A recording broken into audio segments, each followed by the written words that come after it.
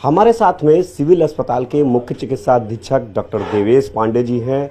Doctor साहब, जिस समय क्या टाइमिंग थी जब आपको सूचना आई और किसने सूचना दी, फिर कैसे उनको यहाँ पर लाया गया?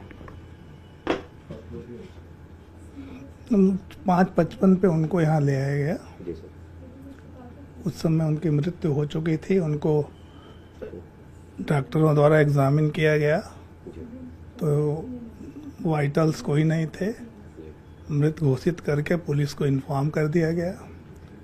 पुलिस बॉडी को लेके पंचनामा की और उसको पोस्टमार्टम के लिए KGMU भेज दिया गया। सर, यहाँ से जब टीम गई तो उस टीम को आवास पे क्या अपर्णा यादव और कोई मिला था, या सूचना किस व्यक्ति ने दी थी? अपर्णा यादव ने दी थी या किसी और? अब ये तो टीम से पूछना पड़ेगा। अभी मेरे कोई इसमें खबर नहीं। अच्छा, तो सर जो यहाँ पे मृत उनको घोषित किया गया, उसमें क्या शरीर कुछ नीला था या चोट वोट के निशान थे? ऐसी कोई सूचना मेरे पास अभी नहीं है। तुरंत को डेथ बस साइन देखे गए, डेथ उनकी डिक्लेयर की गई, पुलिस को दे दिया गया। पुलिस बाकी विवेचना करेगी। बिल्कुल।